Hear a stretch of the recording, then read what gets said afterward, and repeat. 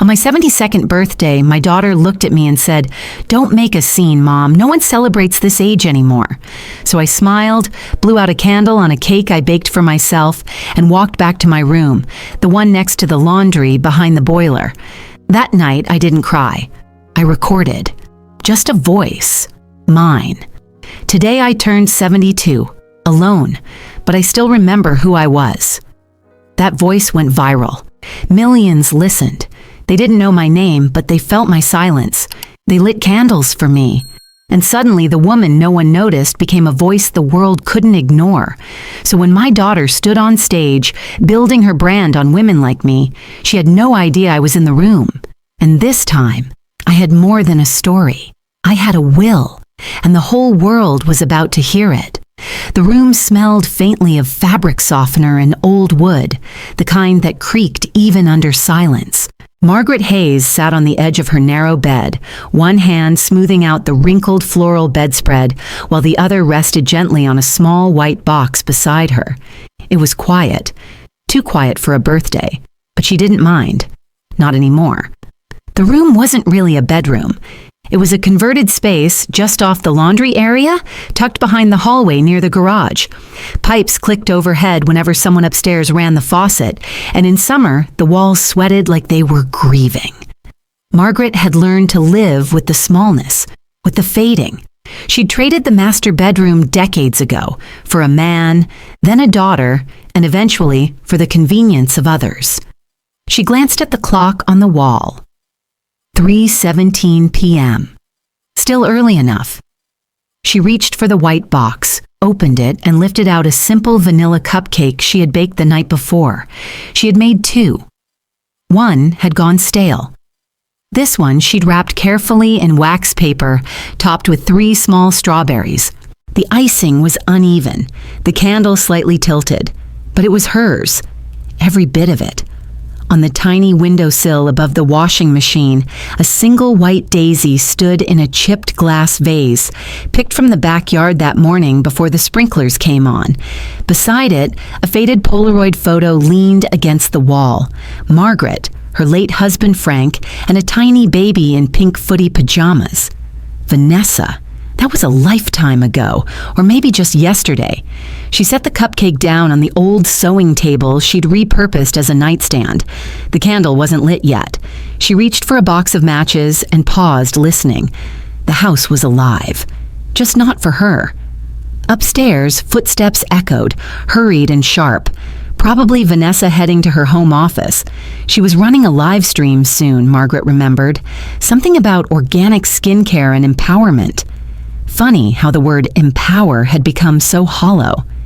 Just then, a small voice floated in from the doorway. "Grandma?" It was Lila, 11 years old, bright-eyed, full of curiosity, and always barefoot when she shouldn't be. Margaret turned, instinctively adjusting her sweater. "Yes, sweetheart." Lila peered in, tilting her head at the little setup on the nightstand. "Are you having a party?" Margaret smiled, soft but practiced. "No, darling, just a little treat." "But there's a candle," Lila pointed out. "Is it your birthday?" Margaret hesitated. "Something like that." The child stepped in, her eyes landing on the cupcake. "Did Mom forget again?" No, Margaret replied quickly. "I didn't remind anyone. I like quiet birthdays." "Really?" Lila squinted. "I want a unicorn party when I turn 12. Margaret chuckled. "You'll get one, I'm sure." Lila nodded, then skipped back toward the hallway, distracted by the ringtone of her tablet.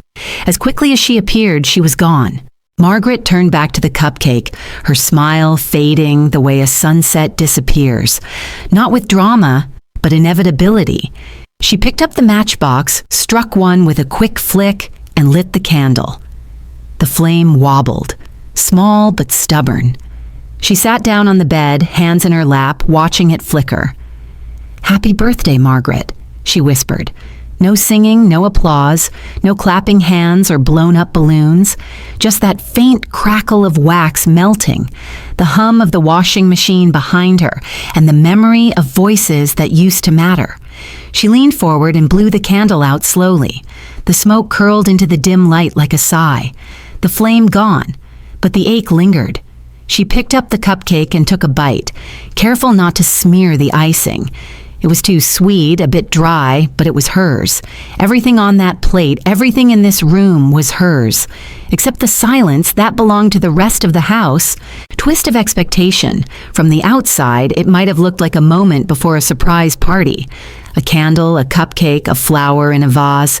But there would be no singing behind the door, no balloons tumbling in, no surprise, yelled from the hallway. This wasn't the beginning of a celebration. It was the ritual of remembering what it feels like to matter, even if just to herself.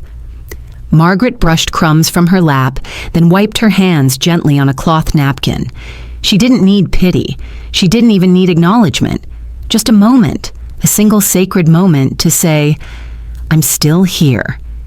Long before the walls of this small back room became her world, Margaret's voice had once echoed across the airwaves of Northeast Texas. Good morning, Texas. This is Margaret Hayes with your 7 a.m. news update, she used to say, steady and clear, like the sound of trust itself. People tuned in not just for headlines, but for her tone. Calm during storms, warm in tragedy, proud on national holidays. Her voice, they said, felt like home. She remembered the studio vividly, the dark foam walls, the blinking red on-air sign, the worn-down coffee mug with lipstick stains. She never bothered to scrub. There was a rhythm to those mornings, a briefcase full of handwritten notes, a small photo of Frank and Vanessa tucked behind the mic, and the quiet thrill of knowing someone, somewhere, was listening. The job in New York had come with a corner office, triple the pay, and a national audience. The station had flown her out, paid for dinner, and even showed her where her name would go on the building plaque. But Margaret never signed the offer. The same week the letter arrived, Frank was diagnosed with stage 3 lymphoma. The doctors said it would be aggressive. She came home from that meeting, walked straight into their kitchen, and hugged him like she already knew what the coming years would take. By the end of the week, she handed in her resignation. No press release, no farewell broadcast, just a quiet exit, exactly how she had lived. She nursed him through 2 brutal winters. Vanessa was 12 then, too young to understand but old enough to watch. Margaret would sit beside Frank's hospital bed in the evenings, reading aloud the news even after she had left the station. Sometimes she'd do it in her anchor voice and he'd smile, say, "That's my favorite sound." Back then, Vanessa used to crawl into her mother's lap and whisper, "When I grow up, I want to be like you." She would practice with a hairbrush as a mic, mimicking her mom's sign-off, "This is Margaret Hayes, Channel 4 News, wishing you a peaceful night." There were nights when the two of them would make recordings on cassette just for fun. Margaret reading the news, Vanessa pretending to be the weather girl. But after Frank passed, something shifted. Margaret couldn't name it at first. It was in the way Vanessa stopped sitting with her during dinner, how she would leave the room when someone recognized Margaret in public. Over time, admiration twisted into something colder, resentment maybe. Margaret wondered if her presence reminded Vanessa too much of what was lost. She'd once caught Vanessa saying to a friend, "Mom used to be on the radio like forever ago, but now she just tells old stories and cries at commercials." Margaret had smiled tightly then, pretending she hadn't heard, but the words etched themselves somewhere deep. Now in this dim room lit by a single lamp, Margaret sat with the weight of those memories. She reached into the drawer beside her bed and pulled out an old cassette tape labeled Practice V&M. The writing had faded, but she could still recognize Vanessa's crooked handwriting. She popped it into her dusty portable player. The tape hissed, then played, "Hi, this is Vanessa Hayes, reporting live from the kitchen table." Giggles. Then Margaret's voice followed, polished, warm. "And this is Margaret Hayes, your host for the evening news. Over to our junior meteorologist for the weather." She paused the tape and pressed the rewind button. Her breath caught, not from grief this time, but from the hollowness that had filled the years since. How did they get from that recording to now? From birthday cupcakes shared with giggles to this echo chamber of silence? The memories stirred a gentle ache, one that pulled tears close but not quite to the surface. They stayed behind her eyes like raindrops clinging to glass. She wasn't angry, not exactly, just hollowed out. Twist of perspective. The audience, lulled by the sweetness of past memories, might have expected reconciliation, nostalgia leading to healing. But instead, the warmth gave way to cold air. Because here she was, 72, forgotten and alone on her birthday in a house she partially owned, where her name no longer held weight. She turned off the tape. The room returned to its usual stillness. Outside, the dishwasher hummed. Upstairs, laughter leaked through the floorboards, Vanessa on a video call, probably selling empowerment candles or face creams made from natural resilience. The irony was sharp. Margaret stood, placing the cassette gently back into the drawer next to her old press badge and a packet of forgotten birthday cards she'd once written for herself and never mailed. Then she turned off the lamp and lay down. The bed creaked in reply like a tired friend too old to comfort. Eyes closed, she whispered her old sign-off to the ceiling. "This is Margaret Hayes, wishing you a peaceful night." The kitchen smelled like lemon zest and synthetic vanilla, scents pumped through the air from a candle Vanessa's brand had recently launched. Radiant Bloom, it was called. The irony didn't escape Margaret as she stood near the sink, hands still slightly damp from washing breakfast dishes that weren't hers. Vanessa breezed in, her heels tapping decisively on the hardwood floors, perfectly styled for another live stream. Her voice was crisp, her blouse uncreased, and her presence, as always, filled the room like it had been designed for her. She glanced at her phone, then up at her mother with a tired expression. "Oh, Mom," she said, "by the way, don't expect anything today." Margaret turned slowly. "Anything?" Vanessa didn't look up. "Yeah, no party, no cake. I mean, come on, 72? Let's not make a big thing of it." Margaret's hand tightened around the dish towel. "I wasn't expecting." "Good," Vanessa interrupted, sliding a spoonful of something green from a glass jar. "Because it's not like you're the center of everything anymore, right?"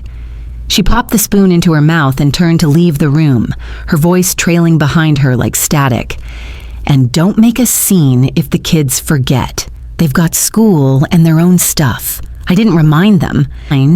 It wasn't said with cruelty exactly. Not sharp or loud, but it carried a weight that made the silence around it louder. Margaret didn't reply. She simply turned back toward the counter and folded the towel with trembling fingers. A moment later, Lila wandered in. "Grandma, did you hear what Mom said?" she asked innocently. "I did, sweetheart. She said old people don't really do birthdays, that it's kind of silly." Lila laughed. Not mockingly, just copying what she'd heard. "She said it's like throwing a party for a teapot." Margaret gave a small smile, the kind that holds its shape only because collapse would be too loud. "I suppose I am a bit like a teapot." Lila giggled and ran off, her sandals slapping joyfully against the tile. She didn't know. She couldn't. Margaret took a deep breath, then reached into the drawer of the credenza near the dining table.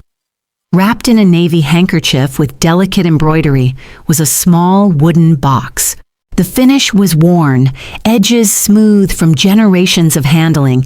Inside lay a silver hairpin shaped like a leaf, its tip inlaid with a single pearl. Her mother had worn it the day she married. Margaret had worn it to her graduation. She'd always dreamed of passing it down. She waited until Vanessa returned, laptop under one arm and a coffee cup in the other. "Vanessa," Margaret said, extending the box, "I know you're busy, but I wanted you to have this." Vanessa sighed and set her things down. "What is it?" "A hairpin, from my mother. It's been in the family for over 70 years.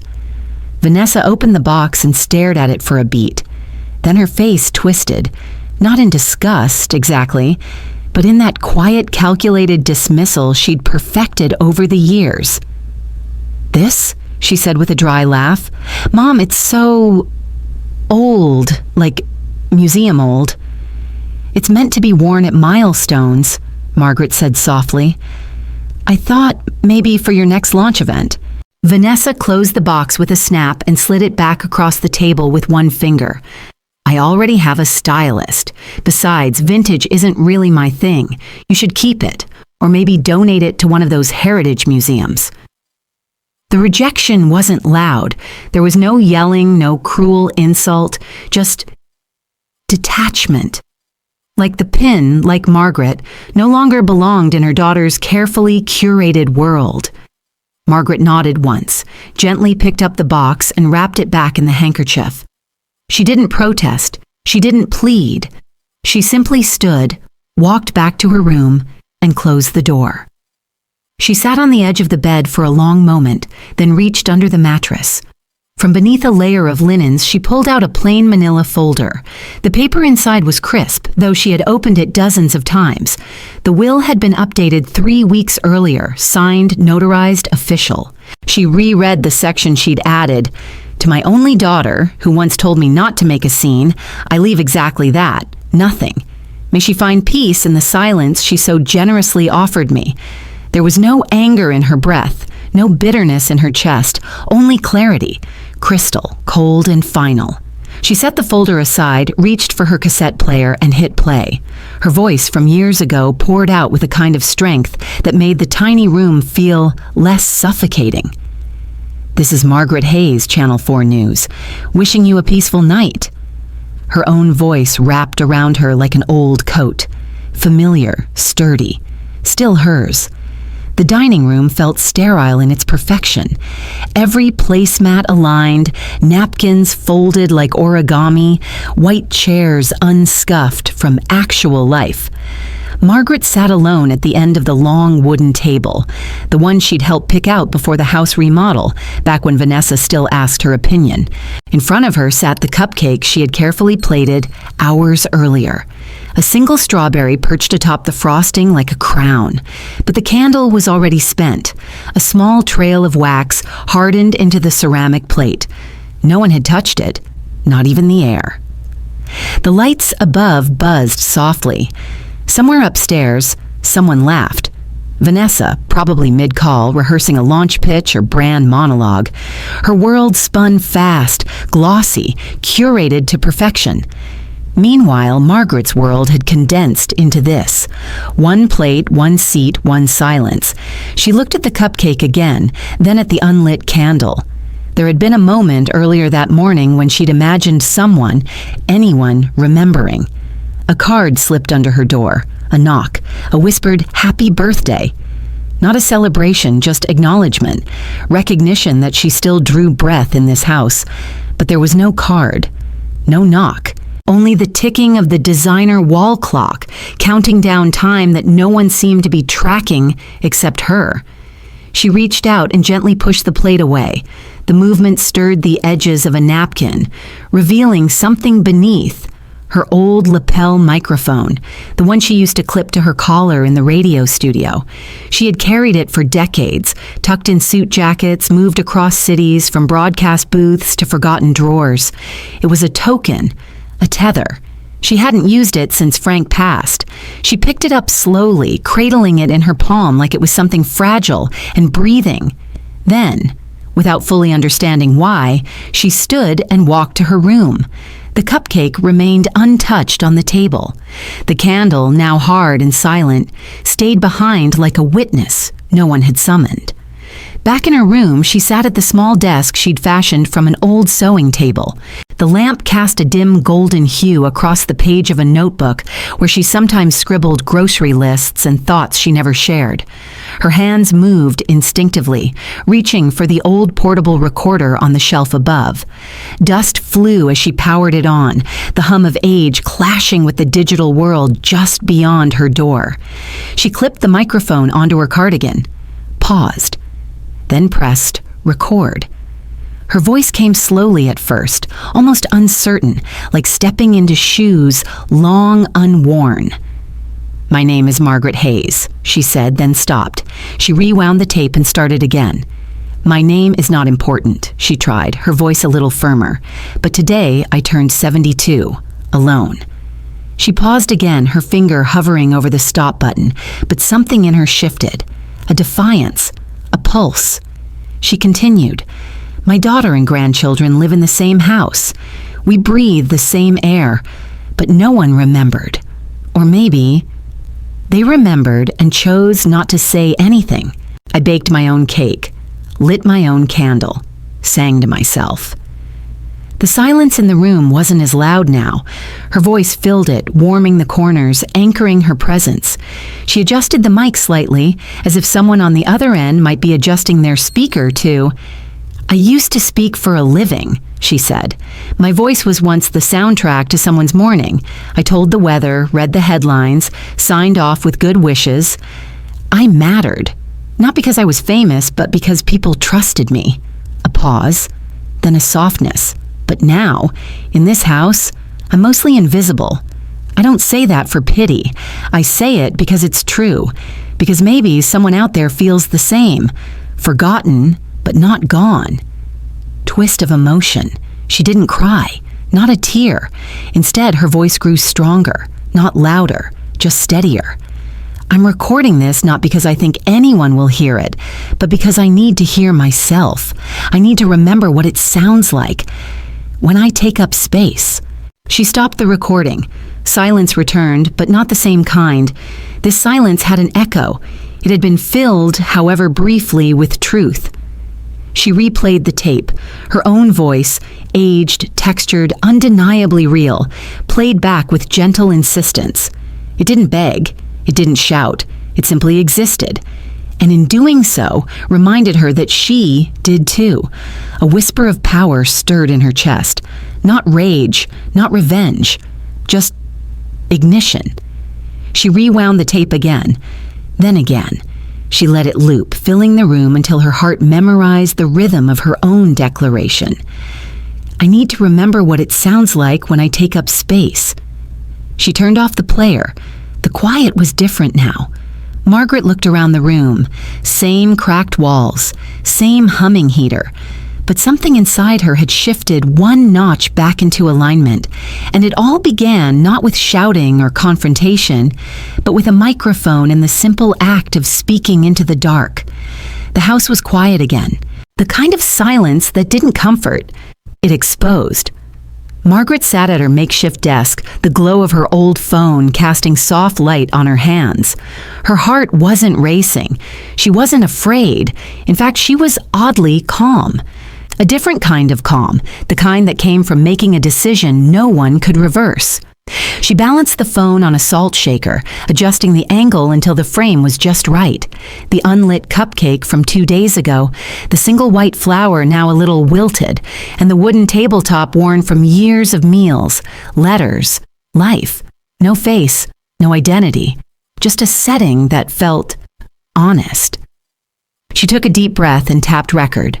Her voice emerged, low, warm, deliberate. Today I turned 72. No one remembered, but I did. I remember myself.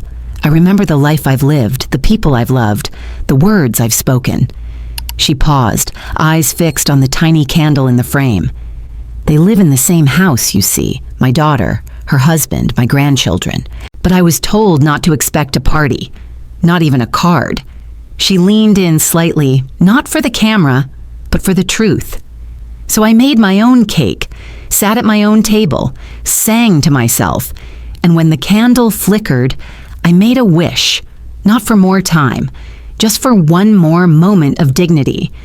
She ended the video there, just 42 seconds, no filters, no music, no captions. She stared at the screen for a few moments, thumb hovering over the post button. Then she uploaded it to a blank account with no profile picture, and the name, someone's mother. No hashtags, no bio. She set the phone down and walked away. Didn't watch it again. Didn't wait for reactions, because she hadn't made it for them. Not really. She'd made it to hear herself say it out loud, but the world had been listening after all. By morning, the video had been viewed over 80,000 times. There were comments, hundreds of them, some short. This broke me. Others longer, telling their own stories of birthdays forgotten, love taken for granted, voices slowly erased over time. Someone reposted it on Reddit under the caption, "This made me cry. She deserves more." Then it spread like quiet wildfire. Instagram, Facebook, Twitter. People duetted the video, lighting candles in solidarity. One woman stitched her response, "I haven't called my grandmother in weeks. I'm calling her now." Within 48 hours, the video crossed 400,000 views. Margaret didn't tell anyone. She watched it from time to time, just to read the comments. Not because she needed the praise, but because for the first time in years, strangers were saying the one thing she longed to hear, "I hear you." She didn't show her face in any of the follow-up videos either. Instead, she filmed her hands, folding napkins, stirring soup, placing old photographs into a shoebox, each clip layered with her voice, measured, intimate, purposeful, the things I was never allowed to say out loud. What silence really sounds like. Invisible work and the women who do it. No performance, no acting. Just the truth, spoken softly enough to feel like a secret, but powerful enough to echo. One comment stood out among the rest. "This voice, I feel like I know her." It wasn't random. It came from a username she hadn't seen in decades. Nancy F88, Nancy Franklin, her old producer at Channel 4, her best friend from the days when the news wasn't just breaking, it was theirs to deliver. Margaret stared at the name for a long time before clicking the message. Nancy F88, "Margaret, is this you? Please tell me this is you. I'd know that voice anywhere." She hesitated, then typed, "Someone's mother. Hi, Nancy." Moments later, her phone buzzed. A call. Margaret answered. There was silence on the line for just a second, then a sharp inhale. "Margaret. My God. Hi, Nance. You disappeared." "I didn't. I just stopped being seen." Nancy's voice cracked. "You still sound like the calm before a storm. Just hearing you, it brings me back." They talked for nearly an hour, laughed, cried a little, recalled old co-hosts and newsrooms and the time Margaret had ad-libbed through a power outage without missing a beat. Nancy, now working freelance with an independent documentary team, pitched an idea. "We're doing a series on forgotten women," she said. "No names, no faces, just stories. I want your voice, your words, anonymous if you want, but real." Margaret paused. "I'll do it," she said, "but on one condition. Name it. I want them to hear me before they know it's me. I want the truth to land first." Nancy understood. So they set to work, recorded voice memos, wrote scripts based on Margaret's experiences, used visuals of hands, candlelight, old radios. No face, no name, just presence. The first episode aired as a digital short titled The Quiet Room. It featured Margaret's voice layered over scenes of women folding laundry, closing doors gently, whispering stories to no one. "I used to speak for a living," she began. "Now I speak because no one else will say what we buried." The internet exploded again. But now, the guessing game began. Who was she? Who was the woman whose voice sounded like history and heartbreak? People dissected every syllable, analyzed background sounds, compared vocal tones to old public radio clips. Reddit threads mushroomed, TikTok theories bloomed, and in a quiet room in the back of a house in Texas, Margaret watched from her old armchair, her laptop balanced on a tray, her hands folded, and for the first time in a very, very long time, she smiled. It started with a look. Vanessa had been scrolling through her phone on the marble kitchen counter, idly tapping through stories and messages from her followers, when something made her pause. A video. One of the many clips now flooding the internet. The hands folding laundry, the slow, steady voice. That voice. Vanessa tilted her head, squinted slightly, then hit replay. There it was again. A phrase, a tone, something in the cadence, familiar, not just in sound, but in weight. She listened a third time, now leaning closer. It was impossible. Her mother didn't know how to use social media, barely knew how to attach a photo to a text. And yet, this voice, this phrasing, I used to speak for a living. Now I speak because no one else will say what we buried. Her breath caught. She clicked through the account. Someone's mother. No bio, no face, but a pattern. The candle. The hand with the pearl ring, the faint ticking of the same wall clock that hung just outside the kitchen, and the sound of her own childhood woven into the pauses.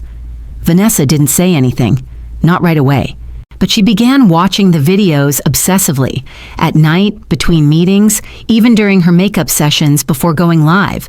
She played them on mute to study the movements, then with headphones to catch every syllable. It was uncanny. And it was viral. One clip had been reshared by a major lifestyle magazine. Another was featured on a morning news segment titled, "The Anonymous Voice That's Changing Everything." Commentators praised the rawness, the emotion, the bravery. Vanessa read the comments. "She reminds me of my grandmother. This voice saved me tonight." Someone give her a platform. An idea began to form, subtle at first, then sharper, louder. If the world wanted quiet wisdom, why not give it to them? Branded, polished, refined, controlled. She pitched it to her team as a tribute, a celebration of the women we overlook. Let's honor them. With candles, with handwritten quotes, maybe even audio recordings played over soft music. Think elegance meets authenticity. The team loved it. Genius, someone whispered. Timely. Feminine, viral, ready. Vanessa smiled. The event was called the Bloom Gala, a night for the quiet women. The slogan read, "Honor her light, even if she burns in silence." Margaret saw the promotional post 2 days later, by accident. Layla had left her iPad unlocked on the kitchen table, and as Margaret reached to move it out of the way of a water glass, the screen lit up with Vanessa's story. She froze. There it was, her daughter, standing in front of a wall of flickering candles, arms wide like a preacher, eyes full of calculated warmth. The caption, inspired by the anonymous voice that reminded us to listen closer, join us to honor the women who raised us, fed us, and faded into the background. Margaret didn't speak. She didn't storm into the room. She didn't ask, "How could you?" She simply returned the iPad, walked to her room, and closed the door behind her. She sat at her desk, the one that still smelled faintly of cedar and lavender, and played one of her own recordings. The one where she spoke about folding towels at night while the family laughed upstairs. Her voice, her truth, now used as backdrop music to her daughter's social climb.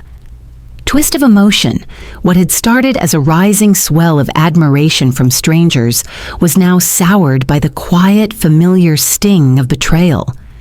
The public was falling in love with her voice, not knowing that the woman behind the curtain was being stripped of it again, this time by her own blood. But Margaret didn't cry. She didn't confront. She planned. She opened her folder again, the will.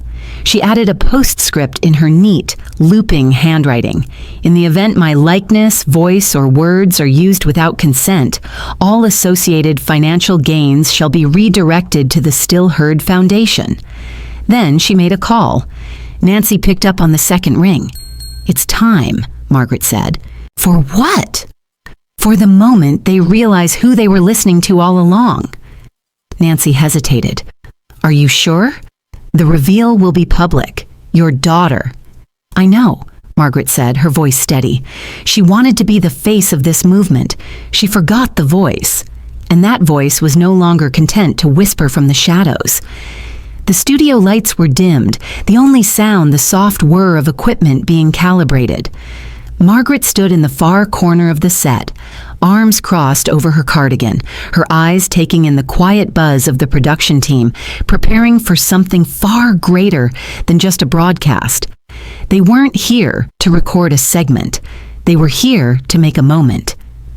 Nancy approached with a headset hanging around her neck, her familiar energy a calming contrast to the high-strung producers rushing back and forth. "You sure about this?" she asked, voice low. Margaret nodded. This story has gone on long enough without an ending. She wasn't nervous, not anymore. That had faded weeks ago, somewhere between the first candle she lit on camera and the 4,000 comment that whispered, "Your voice is my grandmother's. Thank you." The fear had been replaced with clarity, cool and firm. Still, Nancy hesitated. If we do this, everyone will know. The anonymity ends. Margaret raised her chin slightly. That's the point. For weeks now, she had let her voice carry the weight of her story, faceless, timeless, universal. But now her daughter had appropriated that same story, spun it, packaged it, sold it. Margaret wasn't about to let the world applaud a stage performance based on someone else's real wounds, and so the plan had formed. Timing is everything, Margaret reminded Nancy. Not during the introductions, not during the welcome toast. Wait until she's mid-speech, when they're leaning in, when she's at her most convincing. Nancy gave a half smile. Right when the audience believes she means it. Margaret nodded. Right when they think the story is hers. The team rehearsed it 3 times. The segment Margaret had pre-recorded, voice only, like the others, was edited with just enough new footage to draw attention.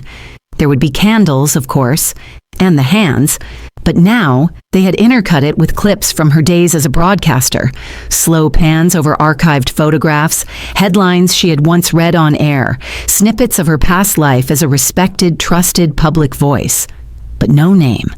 Not yet. The viral identity of someone's mother had never been linked to any real person. It was a choice and a shield. Even now, her full name hadn't appeared anywhere.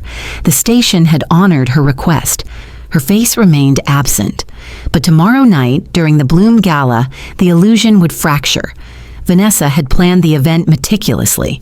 From the champagne towers to the branded candles to the full orchestration of quotes Margaret had originally penned in sorrow, now turned into Instagram captions and silk-screened gift bags.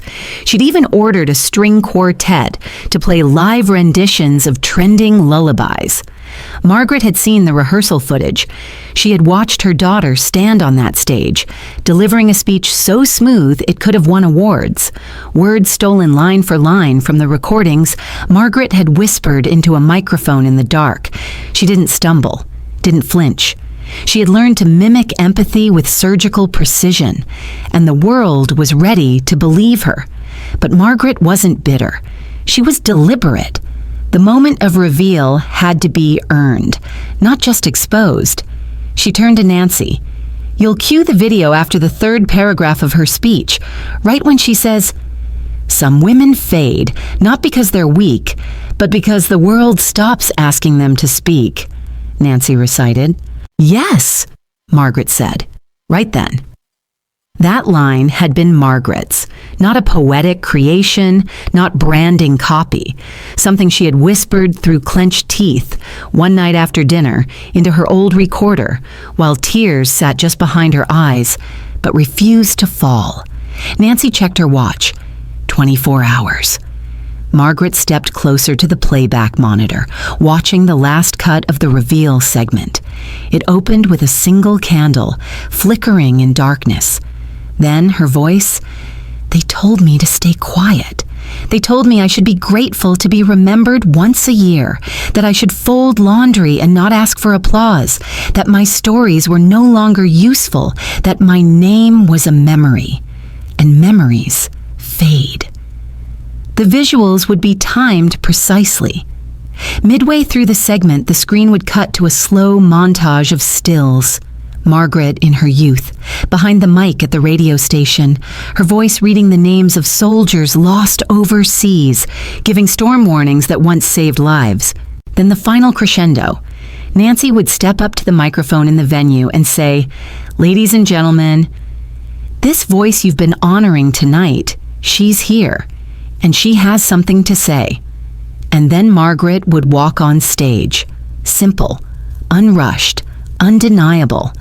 Not to shame her daughter, not to reclaim fame, but to remind every person in that room and every person watching that the woman they were applauding had never disappeared. She had simply been edited out of her own story. Nancy touched her shoulder gently. "You're ready." Margaret nodded again. "Yes," she said, "it's time." The Bloom Gala shimmered under soft amber lights, everything bathed in hues of cream, blush, and gold. Crystal glasses clinked against marble, and floral arrangements of white roses and baby's breath lined every table. Guests sipped cocktails named Grace and Stillness, dressed in pastels that reflected the event's theme: quiet elegance, maternal reverence. At the front of the ballroom stood a large stage framed by tall LED screens, currently looping quotes about sacrifice, resilience, and the unseen labor of love, all lifted directly from Margaret's recordings. Vanessa stood just behind the curtain, wrapped in white silk that fell like water around her. A stylist fussed with her neckline while a production assistant handed her the updated speech. Printed, double-spaced, with soft pink margins and her personal logo in the corner. She didn't need the script. She'd rehearsed it for days. As the room hushed and the lights shifted, Vanessa walked onto the stage, her heels barely making a sound on the polished wood. The audience applauded. Clients, influencers, investors, all leaning forward with cameras already poised. She paused, placing one manicured hand over her heart. "Tonight," she began, "isn't about me." A murmur of approval rippled through the crowd. "It's about the women who raised us, the ones who cooked our meals while we built our dreams, the ones who folded our laundry while we pursued our futures, the ones who gave and were forgotten." Her voice cracked slightly on that last word, practiced. "Effective," Vanessa continued. "They don't ask for praise. They don't demand recognition. They don't post selfies or give TED Talks.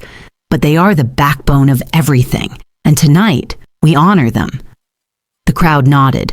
Some dabbed their eyes. A few influencers mouthed, "So beautiful," to their phones. Vanessa pressed on.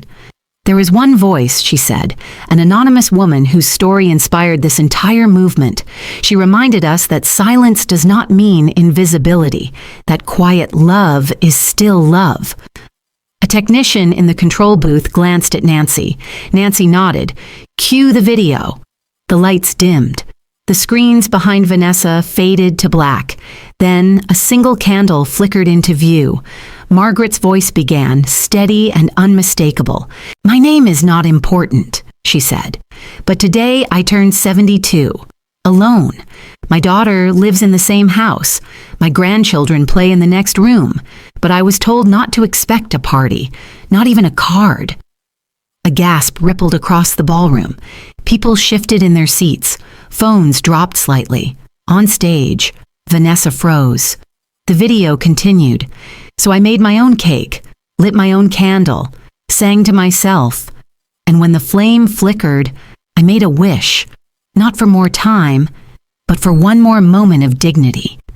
Whispers spread like wildfire. Eyes darted between Vanessa and the screen. Some in the crowd looked down at their program booklets. Others began to recognize the voice, not just from the viral clips, but from something older, deeper. The screen faded to black again. A final line echoed in the silence. "I was never lost. I was just unheard." And then, from the back of the ballroom, a door opened. Every head turned. Margaret stepped through, slow and certain, dressed in navy blue. No glitter, no makeup crew, just a pearl brooch, her mother's, and a voice that had once quieted storms across Texas. Gasps turned into silence, silence into stillness, and stillness into a reverent awe. She walked down the aisle without rush, her eyes fixed forward. Some guests stood instinctively. Others reached for their phones, but none dared speak. Vanessa stood paralyzed on stage, clutching the microphone like it might anchor her to something stable. Margaret ascended the steps, took the mic gently from her daughter's hands, faced the room. "Thank you for being here tonight," she said, voice warm but unwavering. "It means more than you know." No one moved. "I am the woman whose words you've heard these past weeks, whose voice you've reposted, praised, and honored, and I'm grateful, truly." She paused. "But I must tell you, I never intended to be anonymous. I just never expected to be erased." The audience was breathless. "I gave my life to others. I loved hard. I stayed silent when I should have spoken, and when I finally did speak, I did so in shadows, because the people closest to me had long stopped listening." She reached into her handbag, pulled out a folded cream-colored document. "This," she said, holding it up, "is my final will and testament." The room shifted, uneasy. Margaret continued, "To my only daughter, who once told me not to expect a party, I leave exactly that, nothing." A collective gasp. She unfolded the paper with care. "The entirety of my estate, my savings, my pension, my shares in the media company I helped build decades ago, will go to the Still Heard Foundation, a space where forgotten women, silenced women, invisible women can be recorded, remembered, and revered." She looked directly at Vanessa. "You built a brand on borrowed pain, my pain. And tonight, the story returns to its rightful author." Tears welled in the eyes of strangers. Some stood. Margaret stepped back, handed the mic to the MC, and turned. As she walked off stage, applause began, tentative at first, then louder, then thunderous. By the time she reached the exit, the entire room was on its feet, and her daughter was alone, surrounded by candles, with no fire of her own left to light. The video of Margaret's walk onto the Bloom Gala stage was viewed 12 million times in 48 hours. But what stunned the internet wasn't just the revelation, it was the letter. A scanned image of her will began circulating online the next morning, verified by reporters and legal analysts alike. It bore her signature, elegant and unwavering, and a final declaration that seemed to ripple across generations. "To my only daughter, who once told me I was too old for stories and too late to matter, this is the story you didn't expect, and the voice you didn't see coming." The final lines confirmed what stunned everyone. "The entirety of my estate, totaling $7,800,000, will be transferred to the Still Heard Foundation, a nonprofit committed to giving voice, visibility, and dignity to elderly women who have been silenced by the very families they built." It wasn't just the number, it was who it came from. People had assumed, wrongly, that Margaret Hayes, the faceless voice behind the viral videos, was just another aging mother, quietly forgotten and living modestly on a pension. But Margaret had never stopped building, not even after the spotlight faded. The truth, now revealed, stunned even those closest to her former life. In the late 1980s, Margaret had quietly invested in the radio station where she worked, not for power or recognition, but because she believed in the longevity of honest voices. Over time, as the station merged with regional networks and eventually became part of a national media conglomerate, those shares grew. Margaret never sold, never boasted, never even spoke of it to Vanessa. And for the past 5 years, she had been transferring that wealth, piece by piece, into the foundation she named quietly, with no fanfare. Still Heard. No one knew it existed, until now. Nancy, who'd helped structure the nonprofit behind the scenes, gave the first interview. She never wanted credit, Nancy told reporters. She just wanted women like her to be remembered, to be recorded, to be heard. Within days, the foundation's inbox overflowed. Messages poured in from women across the country, grandmothers, widows, caretakers, former nurses, retired librarians, seamstresses, volunteers, and silent warriors from every background. How do I share my voice? I haven't spoken to anyone in 3 months, but I have stories. Is there a studio near me? Margaret watched it all unfold from her small room, still adjacent to the laundry machines, still tucked in the back of Vanessa's home, but she wouldn't be there much longer. She had packed her suitcase that morning, a modest one filled with cardigans, a few books, the old microphone, and the pearl brooch. The rest of her things she left folded neatly, labeled for donation. She had chosen not to speak to Vanessa after the gala. There had been no confrontation, no shouting match, no late-night apology, just a quiet understanding that what needed to be said had already been broadcast to the world. The day after the event, a single white envelope had appeared under her door. It read in Vanessa's handwriting, "Can we talk?" Inside, a short letter. "I'm sorry. I thought I was telling your story to honor you. I see now I was trying to rewrite it in a voice that wasn't mine. You deserved better. You still do. If you can ever forgive me, I'll be here. But I understand if you don't." Margaret hadn't responded. Not out of bitterness, out of clarity, because some chapters weren't meant to be reopened. They were meant to be honored, then closed. She turned off her lamp, zipped her suitcase, and walked slowly toward the front door. Lila was the only one waiting. The young girl hugged her tightly. "Grandma," she whispered, "I watched your video with my friend. She said her grandma is like you too." Margaret smiled. Then maybe one day she'll tell her story too. At the Foundation's new office, just a modest refurbished radio studio in a small town outside Austin, Margaret was greeted by a crowd of volunteers, most of them older women, some in wheelchairs, others walking slowly with canes, but all of them carrying something in their eyes Margaret recognized. A voice still intact. They had come not for money, not for fame, but because for the first time in decades, someone had built a room where their stories mattered. The studio was simple. One recording booth, a few velvet chairs, shelves lined with tapes, and a sign above the entrance. Your voice didn't vanish. It was just waiting for the right room. Margaret stepped inside, placed her bag down, and looked at the blinking red light above the booth. Recording. A woman in her late 80s sat inside, reciting a letter she had written to the son who hadn't called in 6 years.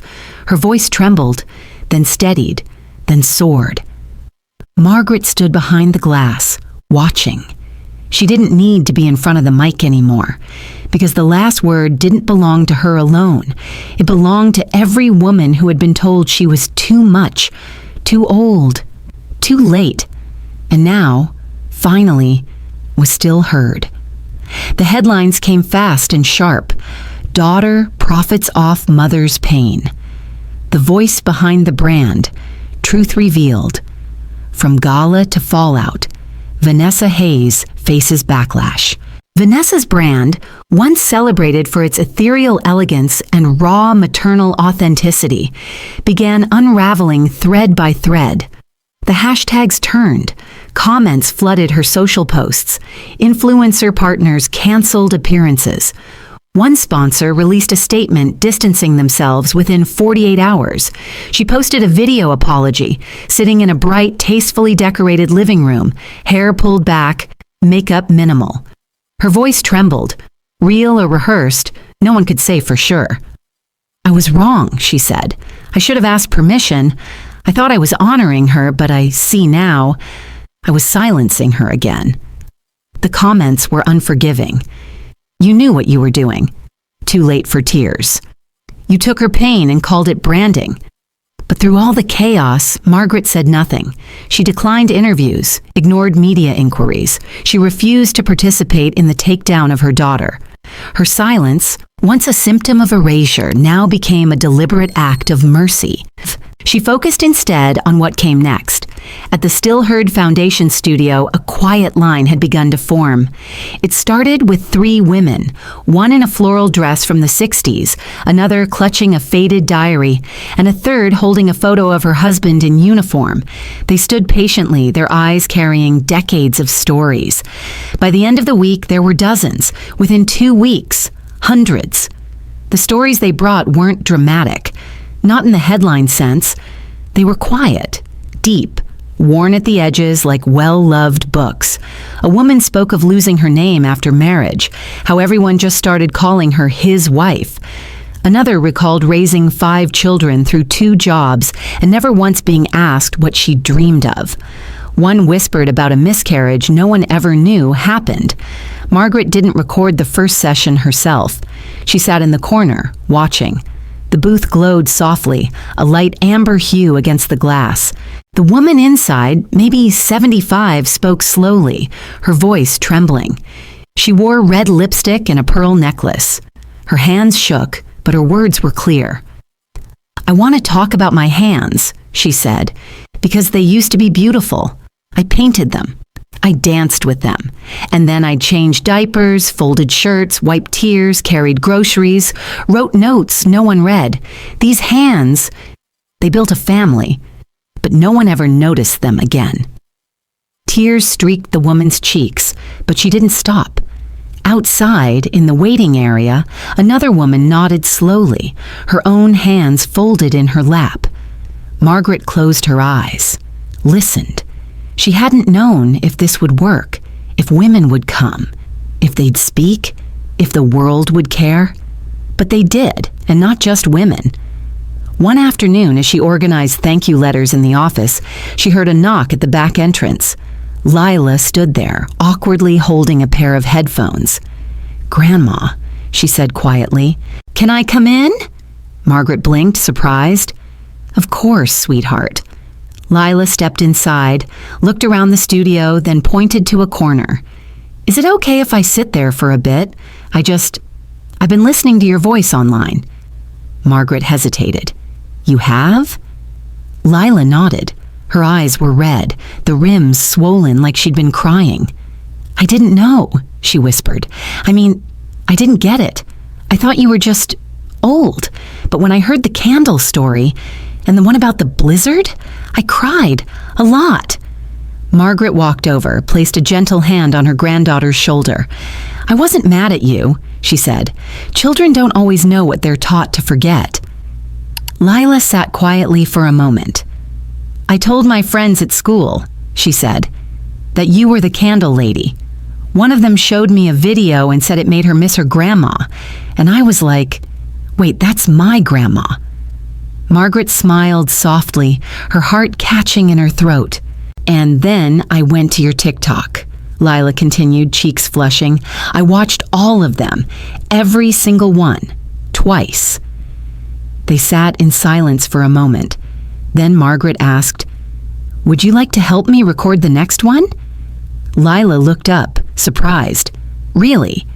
You know how to hold a mic, don't you?" The girl grinned, wiped her nose, and nodded. So they did, together. Margaret recorded her next video with Lila at her side, operating the levels, checking the sound, even adjusting the mic position. The clip went live that evening. It was titled, "To My Granddaughter Who Finally Listened," and it began with a new voice. Not Margaret's, but Lila's.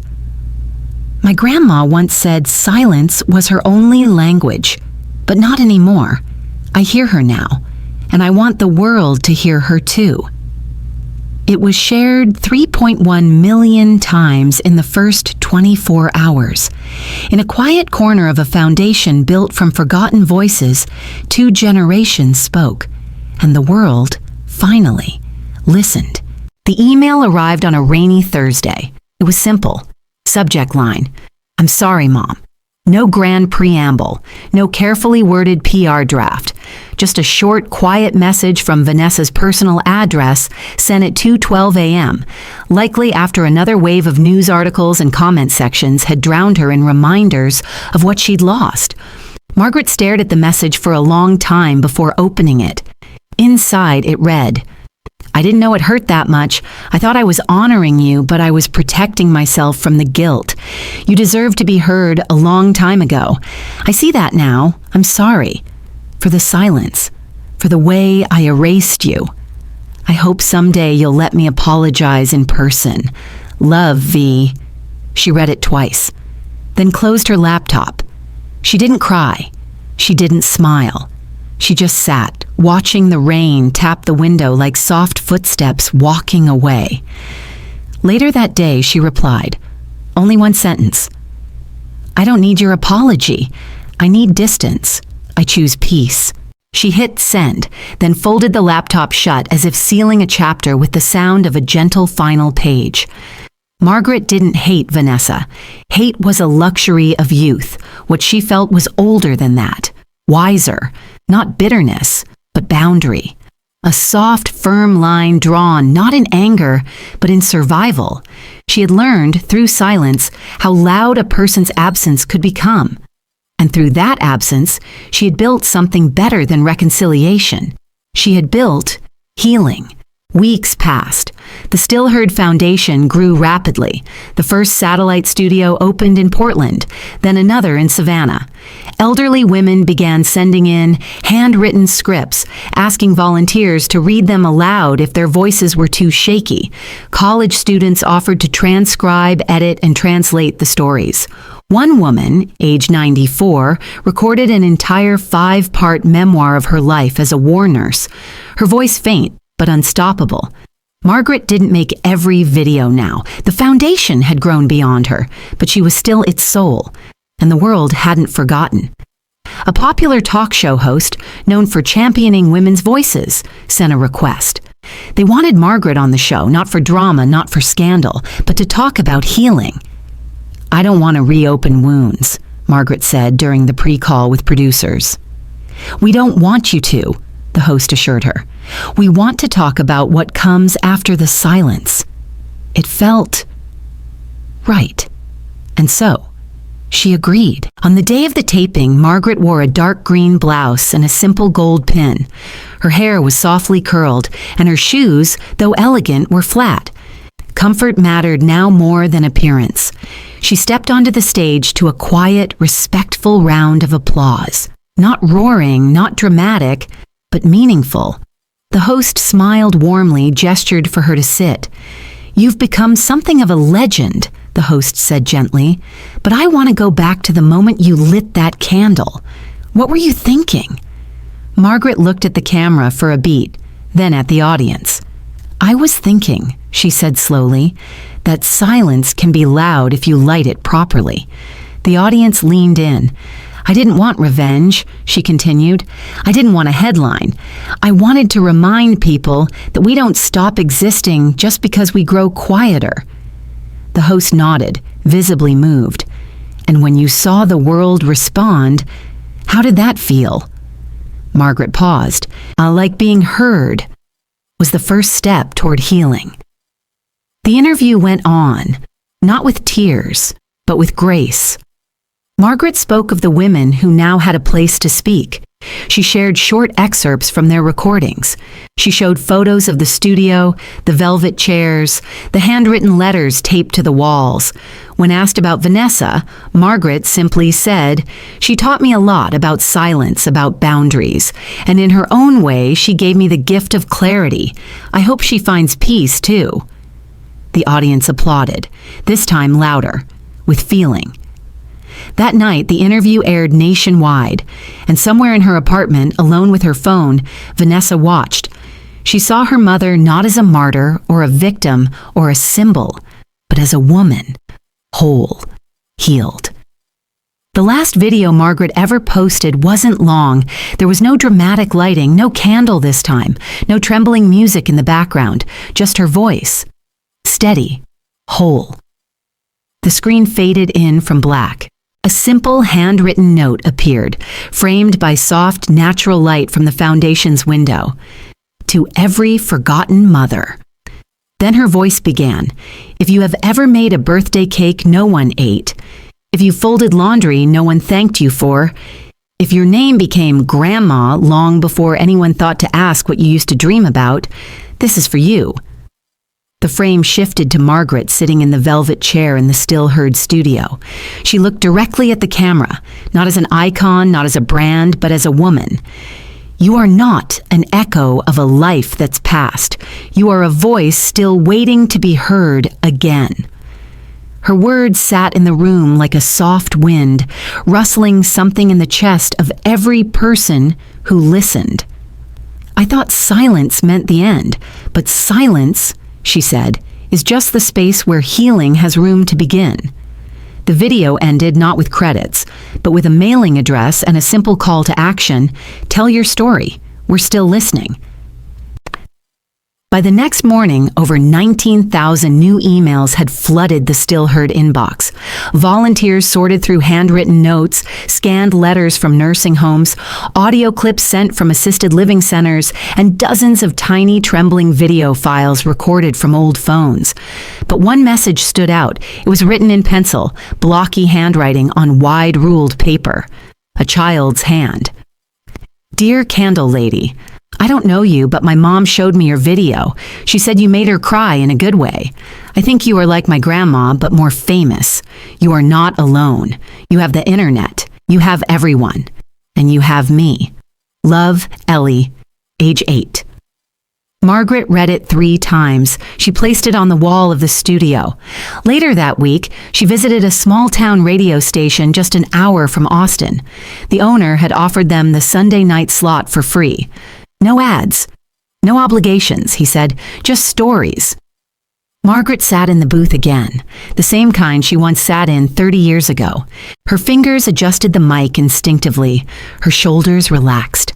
The engineer gave her a thumbs up from behind the glass. She leaned forward, took a breath, and said, "This is Margaret Hayes, and you're listening to Still Heard Radio. Tonight, we share voices that were never truly lost, only waiting.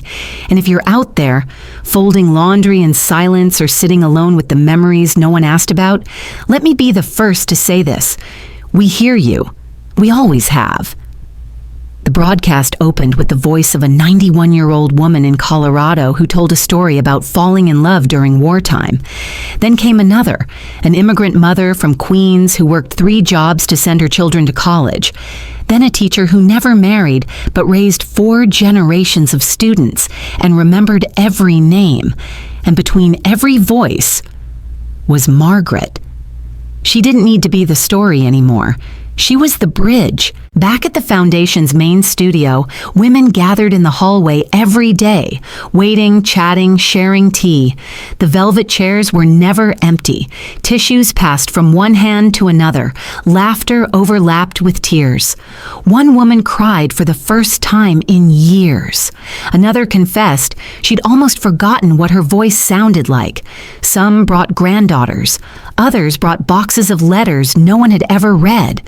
But all of them came for the same reason: to speak and be heard. Margaret sat one afternoon near the door, sipping tea as a woman inside the booth whispered something about a miscarriage from 1957. Her voice cracked, but she didn't stop. Outside the glass, Lila helped set up the next recording. She wore headphones now, asked questions gently. She had become the Foundation's youngest volunteer. When the session ended, Margaret stood and greeted the woman at the door. They embraced. Not because they knew each other, but because they did. As the day wound down, the light outside turned amber, the hallway buzzing with the warmth of shared memory. Margaret walked slowly toward the studio wall. There, under Ellie's letter, someone had pinned a new one. This one read, "Dear Still Heard, thank you for giving my mom her voice back. I didn't know how quiet our house had gotten until I heard her laugh again. Please keep recording. It's not just saving them, it's saving us." She smiled, stepped into the booth, and hit record.